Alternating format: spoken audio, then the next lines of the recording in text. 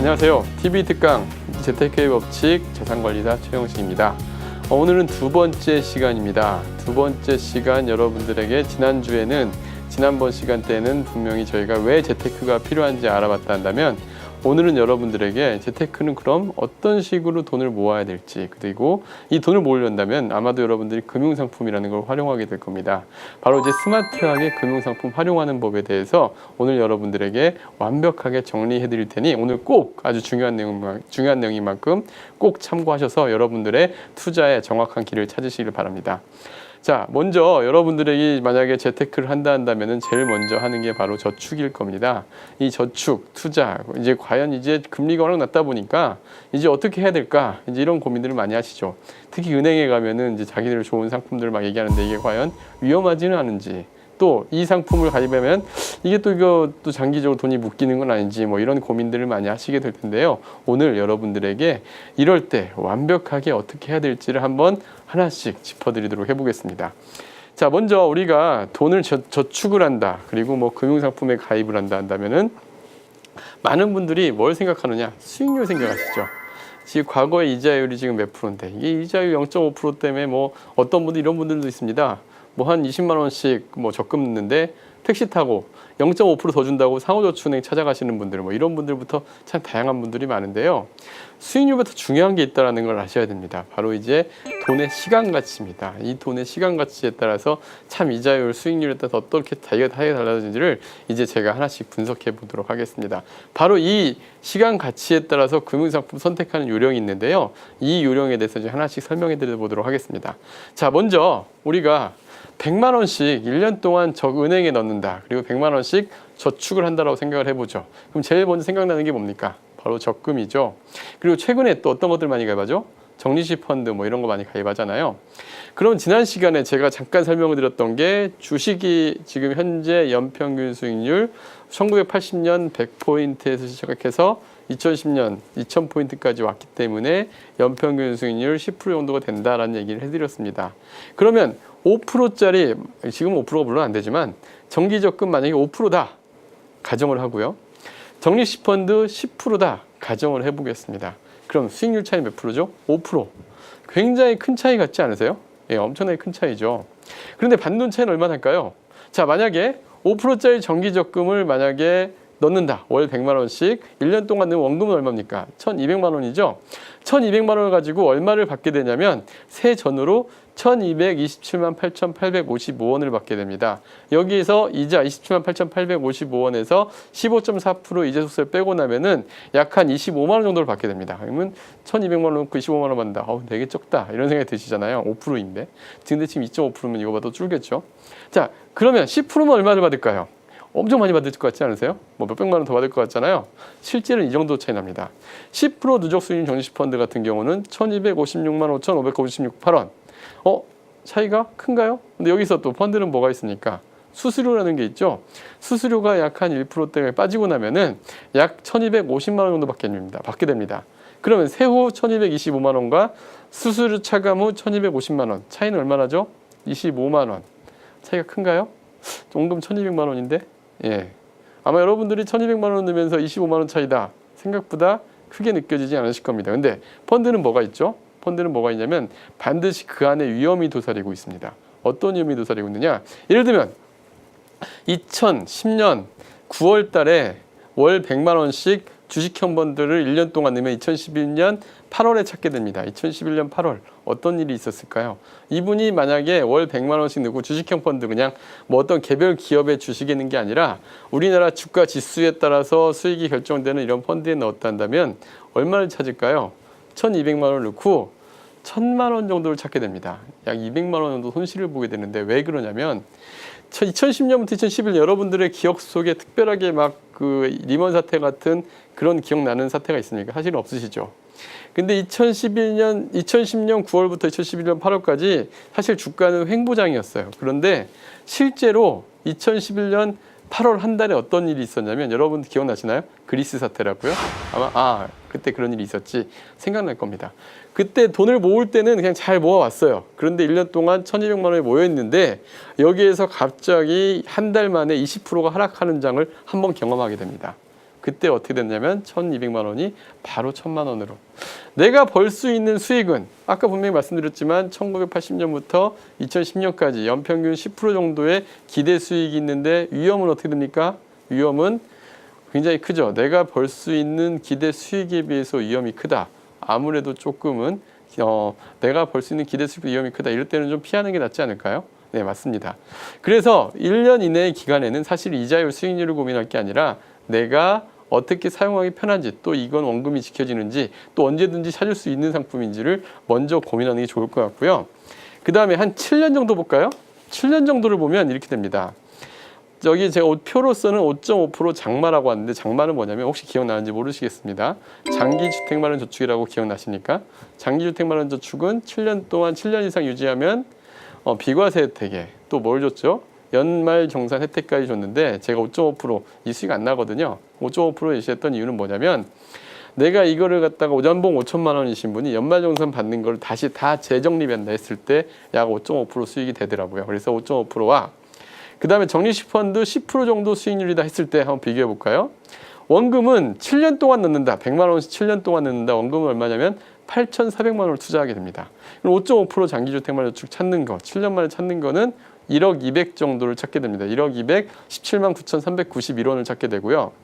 만약에 10% 수익률 펀드다 그런다면 1억 2,095만 418원. 원금은 8,400만 원이고요. 차이는 얼마 차이 나죠? 1,800만 원 정도. 1,800만 원 차이가 나면은 원금으로 기준으로 18개월치 정도 차이가 나잖아요. 이때는 어떻습니까? 해볼만 하죠. 네, 맞습니다. 해볼만 합니다. 그리고 만약에 이 수익률 퍼센트 지금 4.5% 차이잖아요. 그런데 더 재밌는 걸 보여드릴게요. 만약에 월 20만 원씩 30년간 내가 은퇴자금으로 모아간다. 은퇴자금으로 모아간다 해서 30년을 저축을 했다. 그리고 5%짜리 적금에 넣었다. 그리고 7%짜리 펀드에 넣었다를 가정해보죠. 수익률 차이 몇 프로요? 2%. 2% 차인데 30년 동안 20만 원씩 매월 넣게 되면은 원금은 얼마냐면 1년에 240만 원씩 30년이니까요. 7,200만 원을 총 넣게 되는데 30년 뒤에 5%짜리 만기 금액은 1억 6,645만 1,727원. 7%짜리 펀드는요. 2억 4,399만 4,199원. 약 한 8천만 원으로 차이가 나죠. 원금 얼마요? 7,200만 원인데 원금 이상의 차이가 벌어지죠. 2% 차이인데 고작 2% 차이인데 여기서 여러분들이 착안할 게 하나 있습니다. 뭐냐면 금융상품 모를 때 여러분들이 찾을 시기를 반드시 정하세요. 언제 쓸 것인가? 이 돈은 내가 언제 찾을 것인가? 그래서 내가 단기적으로 찾아야 된다면 제가 선택하는 금융상품은 이 표로서 보여드리겠습니다. 먼저 1년 이내에 써야 될 돈이다. 어떤 것들이 있을까요? 여러분들이 뭐 휴가비로 휴가를 간다든가 뭐 또 전세 만기가 다가오는데 전세 보증금을 내야 될 돈이라든가 또 부모님 생신에 대비해서 뭐 어떤 걸 준비했는데 몇백만 원 운영해야 되는데 어디다 넣어야 될 건가? 이런 거는요 여러분들 고민하지 마세요. 이자율 뭐 2% 찾아서 뭐 저축은행 찾아가고 이거 택시비도 안 나옵니다. 이자로. 이럴 때 어떻게 되냐면 1년 이내에 찾아야 될 돈은 CMA라는 상품 아십니까? MMF, MDA. 즉 이런 걸 수시 입출금 상품이라고 합니다. 즉 가장 고려를 해야 될 거는 상품의 유동성입니다. 언제든지 찾을 수 있는 거. 이런 걸 먼저 고민을 하셔야 되는데요.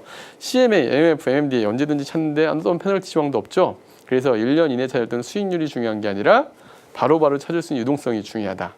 그리고 이제 1에서 3년 사이 어떤 목표들이 있을까요? 보통 집을 산다거나 아니면은 뭐 전세금을 증액해야 된다거나 저희 고객분들은 뭐 이런 목표들이 많이 있더라고요. 또 어떤 분은 차를 산다는 거다. 뭐 이런 분들이 있습니다. 자, 그럼 이런 1에서 3년 사이에도 역시 수익률 1, 2% 차이에서 앞에서 보신 것처럼 받는 돈의 차이가 그렇게 크게 벌어지지가 않아요. 그랬을 때 상품의 안정성을 고려합니다. 이때는 정기 예적금 또는 최근에 뭐 중위험 중수익으로 원금 보장을 해주는 원금 보장형 ELS 보통 평균적으로 수익률이 연에 한 4에서 5% 정도 기대를 할 수가 있습니다. 그리고 주가 연계 예금 이런 것들이 아마도 여러분들이 선택할 수 있는 좋은 선택법이 될 것 같은데요. 1에서 3년 사이에 정기 예적금이 지금 한 3%대 그리고 CMA가 한 2.5%대 1에서 3년 사이 0.5% 차이인데 CMA는 바로 찾으면 황금성이 있는데 바로바로 찾을 수가 있는데 예금은 만기인에 찾으면 어떻게 되죠? 만기인에 찾으면 이자 페널티를 물잖아요. 근데 왜 CMA를 안 하고 예금을 했을까요? 바로 이 찾을 수 있다는데 또 함정이 있습니다. 어떤 함정이 있냐면 만약에 CMA 찾을 수 있다 한다면은 내가 1년 뒤에 차를 사려고 돈을 모았는데 CMA 들어있다 보니까 또 바로바로 뺏어버리네요. 즉 목적대로 못 쓰게 되겠죠. 이런 걸 방지하기 위해서 또 예적금을 또 활용하는 겁니다. 예적금이라고 해서 금리가 무조건 낮으니까 이거 하면 안 되지 이런 상품 생각하지 마시고요. 1에서 3년 기간 내에는 정기 예적금만 한 게 사실 또 없습니다. 그리고 이제 3에서 10년 사이, 이제 3년을 넘어가면서부터는 차차차차 이제 수익률 1% 차이에 이제 받는 돈이 좀 벌어지기 시작합니다. 그리고 3에서 10년 사이란다면은 주가가 등하락을 만약에 이렇게 막 왔다 갔다 한다 하더라도 어느 정도 조정을 보지만 다시 또 회복을 할 수 있는 시간적 여유도 있습니다. 그런데 이때도 저 주의할 건 하나는요. 무조건 위험성 있는 자산에 들어가는 건 중요하지 않아요. 절대로 하시면 안 됩니다. 나의 최대 손실폭을 절대적으로 마이너스 10% 넘지 않게 자산을 운영하는 게 중요한데 이때 가능한 상품들이 있습니다. 보통 주식형 펀드들을 많이 하시는데 우리나라 펀드, 주식형 펀드 말고 이런 펀드들이 있어요. 채권 혼합형 펀드. 이건 뭐냐면 주식의 30% 이내, 채권의 70% 이상 이렇게 들어가는 펀드들이 있거든요. 채권은 어떤 펀드냐? 어떤 채권이냐? 국공채. 그리고 우리나라 신용평가 등급 AA 등급 이상 뭐 이런 기업들 예를 들면 이런 거죠. 삼성전기 뭐 이런 데들이 AA 등급 정도 됩니다. 얼마 전에 또 포스코 이런 게 또 AA 등급 정도 되는데요. 이런 회사의 회사채 좀 안전하겠죠. 그리고 공채 또 지방채, 은행채 이런 데들의 보통 채권에 들어가는데 이런 채권과 나머지 30% 자산이 주식에 들어간다면은 리먼 사태 때에도 마이너스 10%를 넘지 않았습니다. 리먼 사태 최악의 손실 상황에서 마이너스 10% 넘지 않는 이런 상품들을 운영하신다면 은행 이자보다 플러스 한 2, 3% 정도 아까 제가 보여드렸듯이 2, 3% 차이에서 받는 돈 차이를 크게 벌릴 수 있는 훌륭한 상품이 됩니다. 이때 가능한 게 채권합병 펀드, 주식합병 펀드 또 여러분들이 요즘 많이 하는 ELS, ELF 이런 상품들이 좀 이런 상품이 될 것 같고요. 그 다음에 10년을 초과하는 목표가 있죠. 어떤 목표가 있습니까? 자녀 교육 자금이라든가 아니면은 노후 자금이라든가 이런 상품들은요. 사실 이제 세금 부분을 좀 고민하시기 시작하셔야 됩니다. 10년 이상 유지하게 되면은 15.4% 이자 소득세를 전혀 부과하지 않는 보험 상품들이 있습니다. 얘는 이 10년 이상 유지해야 되는 이런 상품들은 단기간에 찾을 때 그만큼 또 페널티, 즉 손실의 금액이 클 수가 있습니다. 초기 사업비가 큰 만큼. 이럴 때 저축성 보험이라는 걸 활용할 수가 있는데요. 이 상품들은 절대적으로 10년 이상 유지해야 되기 때문에 어떻게 하셔야 되느냐. 내 저축 금액 내에서 절대 20%를 넘지 않게 꼭 투자하시기 바랍니다. 세금 때문에 10년 이상 유지한다는 게 참 쉽지 않은 일이거든요. 그래서 10년 이상 유지하는 상품은 한 저축금액 절대적으로 집을 사신 분들은 20% 이내, 현재 집이 없으신 분들은 10% 이내 이렇게 해서 운영하시면 가장 좋을 것 같습니다. 그래서 금융상품 선택 시기 제일 중요한 거는 뭘 선택해야 되느냐? 찾을 시기를 고려하셔라. 그리고 찾을 시기에 맞게 자산을 배분하셔라. 이런 분들이 이제 좀 아시겠나요? 금융상품? 복잡하지 않습니다. 금융상품은 그 원리만 알면은 되게 쉽게 찾아갈 수 있는데요. 오늘 시간 이렇게 먼저 분류하는 법 알려드리고 오늘은 여기에서 보면 여러분들이 이제 안전자산이라고 하는 예금 자산에서 어떻게 안전하게 운영해야 될지까지 오늘 설명을 드리고 다음 시간에는 이제 투자형 상품에 대해서 설명을 해드릴 텐데요. 자, 오늘 그 안전상품 중에서 여러분들이 안전하다라는 개념을 좀 생각을 해보는 하나의 차트를 좀 보여드리고자 합니다. 2011년 여러분들 기억하십니까? 그 예적금 하면 어떻게 생각하시나요? 5천만 원까지 예금자 보호를 해준다. 그러니까 내 원금이 보장이 된다. 원리금 5천만 원까지. 그러니까 안전하다. 이런 생각을 하는 이제 저축을 많이 하시죠. 그런데 최근에 금리가 많이 낮다 보니까 어떤 데를 찾아가십니까? 저축은행, 새마을금고 이런 제2금융권들의 예적금을 또 많이 찾기도 합니다. 0.5%, 1%. 1억을 만약에 예금을 예치를 하게 되면은 1% 차이다. 그러면은 거의 100만 원 정도 차이가 나잖아요. 이 100만 원 정도 이자 차이가 나기 때문에 이제 이때는 이제 막 1%를 찾아가시는 분들이 계시고 저도 그 방법이 틀린 방법이 아니다라고 생각하지만 근데 반드시 1%를 더 주는 데는 그만큼의 위험은 늘 존재합니다. 그러면 그 위험이 어떤 위험이 있느냐 그리고 어떤 생각을 하셔야 되느냐 2011년도 여러분들 기억하십니까? 부산저축은행, 솔로몬저축은행 갑자기 그 예금자 보호법 나오면서 영업정지가 되고 또 그 은행의 후순위 채권에 투자하셨던 분들은 원금에 한 푼도 못 받게 되는, 그래서 지금 소송도 지금까지도 하고 있고, 내 돈에 1억이 물려 있는데 여러분들 생각해 보세요 한번. 그때 만약에 내 돈을 내가 찾고 싶을 때 못 찾게 된다. 아주 좀 당황스럽죠. 예. 그런데 이것도 사전에 여러분들이 인터넷 2번만 클릭해 보시면은 이런 저축은행을 피할 수 있는 방법들이 있습니다. 이거는 저축은행뿐만 아니라요, 모든 우리가 돈 관련해서 운영하는 금융기관엔 동일하게 적용되는 기준이 있는데, 혹시 여러분들 들어보셨습니까? BIS 비율하고 고정이하 여신 비율, 이런 용어를 들어보셨나요? 이 두 가지 용어만 잘 알아도요, 여러분들이 향후에 고금리 저축은행 얼마든지 안전하게 활용할 수가 있습니다. 한번 볼까요? 자, 제가 지금 표를 준비했는데요. 먼저 고정이하 여신 비율과 BIS 비율이라는 게 있는데, BIS 비율이라는 건 뭐냐면 이런 겁니다. 이제 부채가 있고 자산이 있고 자본이 있습니다. 각 은행마다, 어떤 금융기관마다 전체적으로 만약에 내가 은행에 예금을 하면 은행의 입장에서 이 예금은 부채일까요? 아니면 자기들 돈일까요? 바로 남의 돈, 부채죠. 저한테 빚을 진 거잖아요. 그리고 이자를 주는 거잖아요. 이제 이자가 높다라는 건 전체 자산에서 자기 자본 비율이 그만 낮다는 얘기입니다. 그런데 대부분 은행들은 이 부채 비율이 높은데, 지금 금융감독원에서는 8대8의 법칙이라 그래서 이 BIS 비율, 전체 자산에서 자기 자본이 차지하는 비율이 8%인데 8% 이상이면 안전하다 이겁니다. 그런데 지금 현재 우리나라 은행들은 대부분 8% 넘고 있습니다. 이금융권들이 안 되는 경우들이 있는데, 근데 사실은 자기 자본 비율보다 더 중요한 게 있습니다. BIS 비율은 많은 분들이 이 얘기도 듣고 또 8% 이상을 해야 된다는 걸 알고 있어요. 그런데 모르시는 게 이제 고정이하 여신 비율이라는 게 있습니다. 사실은 굉장히 중요한 내용이 고정이하 여신 비율인데요. 이 고정이하 여신 비율은 지금 여기 표에서 보시면 3.33%, 이게 모 저축은행의 한 표입니다. 그런데 지금 고정이하 여신 비율이라는 건 이런 거예요. 보통 보면 은행이 위험한 건 뭐예요? 그 은행이 돈을 빌려줬는데 돈을 못 갚는 사람들이 많이 생겨서 부실채권이 많이 생기는 게 가장 큰 위험이죠. 이 부실채권이 차지하는 비율이 여신이다 생각하면 되는데, 여신이라는 건 뭐냐? 고정이하 여신 비율. 여신은 돈이 나가는 거, 수신은 돈이 들어온 거. 여러분들이 예금을 하면 예금을 받는 부서는 수신부서가 되고요, 여러분들 대출을 하는 부서가 바로 여신부서가 됩니다. 그럼 여신 비율이라는, 고정의 여신 비율은 뭐냐면 여신의 종류가 있습니다. 만약에 돈을 빌려줬는데 만기가 아직 안 지났어요. 그리고 정상적으로 다 이자가 들어오고 있어요. 이런 거를 정상채권, 미연체채권, 정상채권이라고 해서, 얘는 만약에 100원을 빌려줬으면 100원을 그대로 인정합니다. 그러니까 우리가 이제 3개월마다 회계감사를 받게 되는데 100원이면 100원이다. 요주의 채권이라는 게 있습니다. 요주의 채권은 뭐냐면 이제 만기가 지났어요. 연체를 되기 시작했네요. 연체가 한 1에서 3개월 정도, 3개월 이내에 있는 연체 채권이라 한다면 얘를 이제 요주의 채권이라 합니다. 요주의 채권은 100원이라면은 평가를 할 때 2%는 상각, 2%는 손실로 잡고 98원만 인정합니다. 그리고 고정채권이라는 게 있습니다. 고정채권은 이제 3개월 이상 연체될 때 고정채권이라고 하는데, 이때는 고정채권은 3개월에서 12개월 사이까지, 1년 이내까지 연체인데, 이때는 100원을 80원으로 인정합니다. 20원만큼은 상각, 20원만큼은 손실로 잡는 거죠.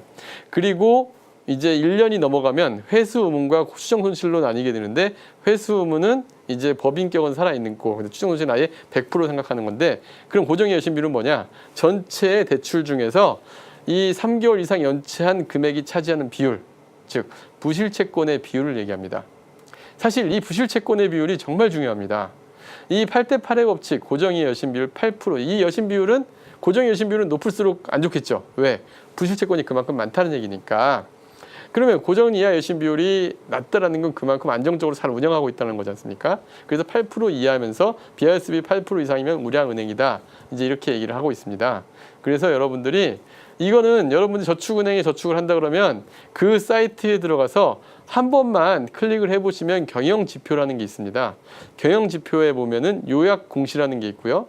그 요약 공시에서 들어가 보면은 실제로 이 표들을 볼 수가 있습니다. 이 은행 어떨까요?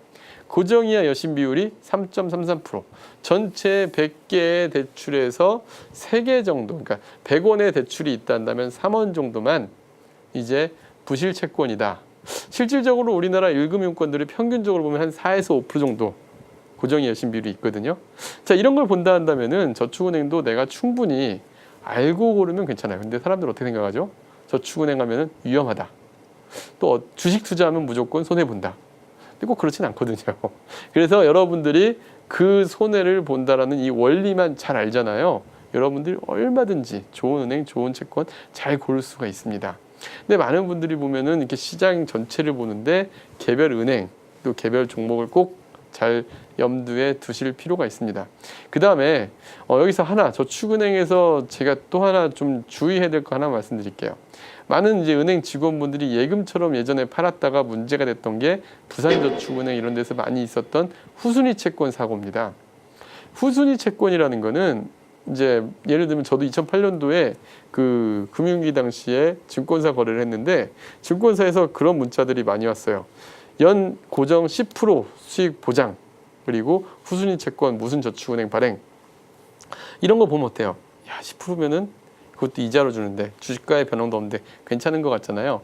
근데 사실 후순위라는 게 굉장히 무서운 겁니다. 뭐냐면은 만약에 여러분들이 이 채권에 투자를 했는데 이 회사가 영업 정지를 당하거나 하면 보통 청산, 이제 이 회사가 이제 망하게 되면은 청산이라는 걸 하게 되는데 가장 먼저 가져가는 사람이 예금하신 분들, 이런 분들이 돈을 먼저 가고 남는 자산들을 가지고 나눠내게 되는데, 후순위 채권은 모든 채권자들이 가져간다면 가장 나중에 가져간다. 그래서 배당이 가장 늦게 된다. 그래서 후순위 채권이라고 하는데, 후순위 채권 투자는 좀 주의하실 필요가 있습니다. 그래서 여러분들이 굳이 그런 게 아니더라도 투자할 게 많이 있기 때문에 그런 위험 요소들은 반드시 알고 투자하셔야 됩니다. 그래서 저희 이제 재테크업 측에서 이런 위험 요소들을 하나씩 또 설명해 드리도록 하겠습니다.